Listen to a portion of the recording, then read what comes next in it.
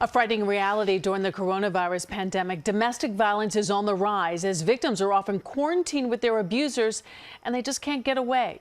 Americans are being urged to practice social distancing and stay at home, but that might not be a safe place for everyone, especially with victims of domestic violence. If you're in an abusive household or a potentially abusive household, they trap you. There's been a significant spike in domestic violence during the coronavirus pandemic, and now a United Nations report is warning that the number of cases could increase. The report says 6 months of stay-at-home measures to stop the spread of COVID-19 could lead to 31 million more cases of domestic violence around the world.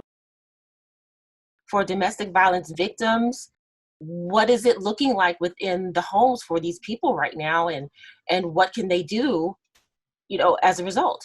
Right now, we're sitting at home and our economic situations are very precarious. And so usually when situations become really scary, that's when more abuse happens. We have to really kind of watch out for our brothers and sisters at this time.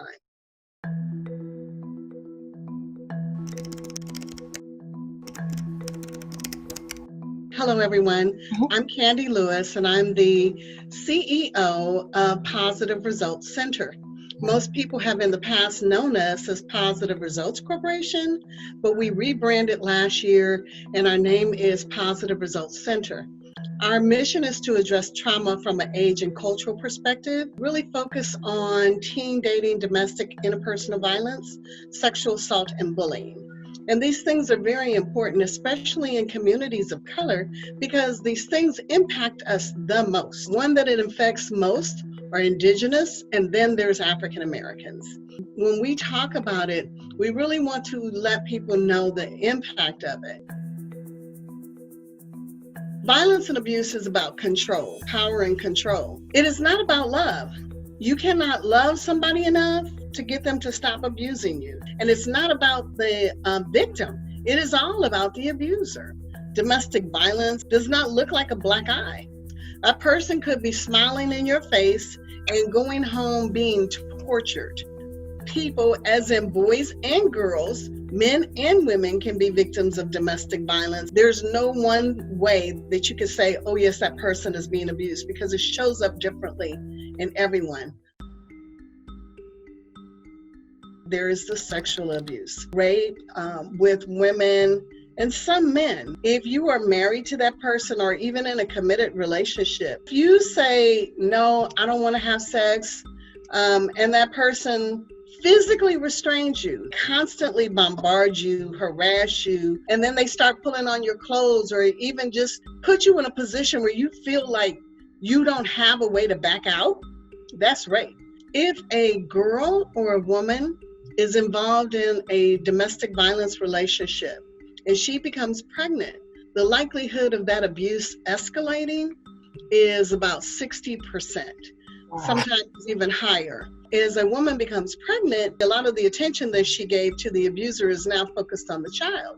And so their power is taken away, as well as their ability to control that person. So there is the emotional abuse. Anytime somebody is cussing you out and telling you you ain't shit, that you a stupid mofo, that you dumb, that you're ugly, that nobody really loved you, and the only reason that they're with you is because they want to make you feel better, that's abuse. There is the physical abuse, being hit, slapped, punched, kicked, usually is from the breast on down, also where people can't see. There is also the spiritual abuse, where we're using the Bible and God to tell you how if you don't do something that you don't love them enough or you don't love God. Then there is the medical abuse, and that is when you're not allowing your partner to use a condom or to take their medicine or to even go to the doctor. Financial? There is financial, absolutely. They can't buy anything without the approval of their partner. That includes underwear or food. There's the tracking of that person. Any one of those types of abuse any more destructive than the other? All of them are destructive. It changes the way they see themselves and the way they present themselves in public. Violence and abuse begins in the womb. That child had 9 months of gestation dealing with this abuse. So when they come out, Sometimes they're not able to really bond with their mom because they really had to separate themselves emotionally. They detach from their mom so that they could protect themselves. And that rebonding is often impossible or very difficult to do. So you'll have a lot of children that really don't engage a lot, they don't talk a lot, they really deal in isolation, or maybe they are very abusive themselves.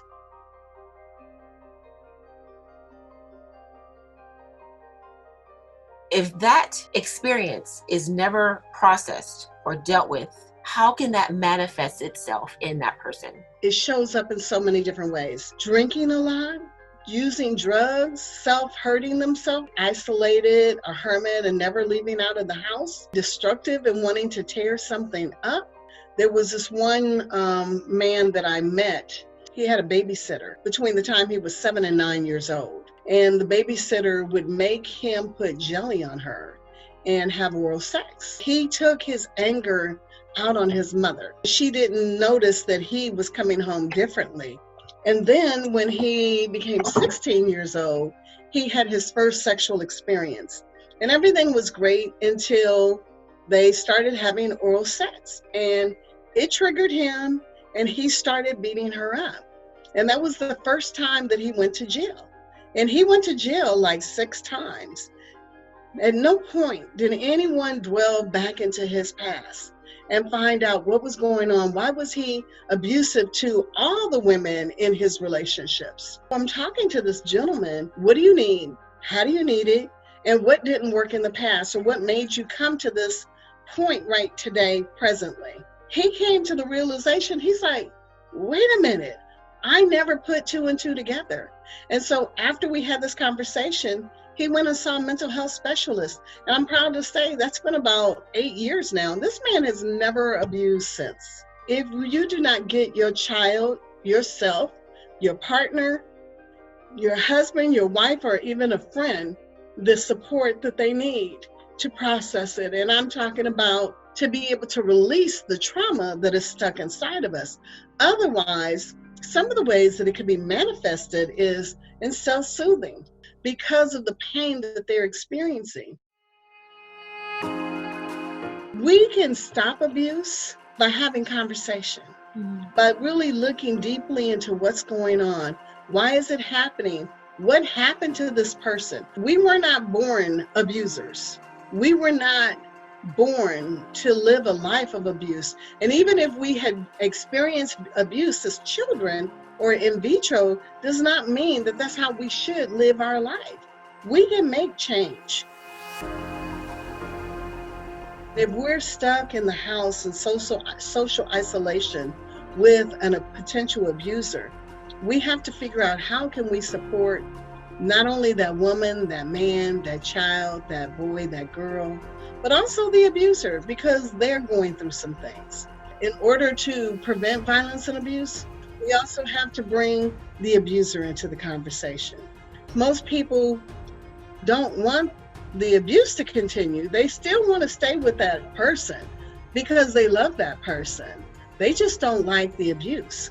When your friend, your brother, your sister, your mother, your father, or whoever it is comes to you and tells you that they're being abused, be a friend, support your friend, listen to them, love them, give them what they need, don't judge them. The reason that most people don't tell is exactly because of this, because they don't want to be judged. They don't want to have other people think badly of them when they already feel bad enough and they're already in an abusive relationship. Take time to listen to them fully and ask them, how can you help them? Be very careful, because if you allow them in your home, that means now that abuser who is abusing them could possibly come to your home and conduct that violence.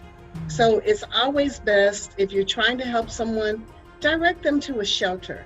Make sure that the shelter is a real shelter. Make sure that they understand the importance that once they go in that shelter, that they can't tell anybody where they are, because not only are you trying to protect them and their children, but you're trying to protect the other people there. I don't want to scare you, but I want you to know that it's a serious thing. We're not in this alone. Let somebody know that you are experiencing violence and abuse. If you do not feel safe addressing it with the person who has done something to you, find a trusted friend. We can't help you if we don't know. If someone were to tell you that they're going to kill you, at any time that person could kill you. And that time, I would say, get out. Put together a plan. Let people know that you're dealing with the violence and abuse. Set aside money if you can somewhere. Put aside your medicine so that you can make a safe way to get out. And if you can't make a plan and you need to bounce immediately. But it's important that you pay attention. It's important that you know that you're worthy of respect and that abuse is not normal and you don't have to deal with it, and that there is help. If you need some help immediately, reach out to the domestic violence hotline. If you don't have any money, reach out to your local elected officials, because there are people in places that can provide food for you. There's also crisis centers and domestic violence shelters and organizations all throughout the world, and they are open during this time to assist and support you. You do not have to live in a home in an area with abuse. Contact me. I've got a list of different resources, or I can refer them to you if you're in a different location. We are here to support you. We're here to provide resources. If you have questions about how can you help your children, we even have resources for online free programs for school. And of course, we have resources for your mental, emotional, and physical health as well. However we can help and support you, we're here.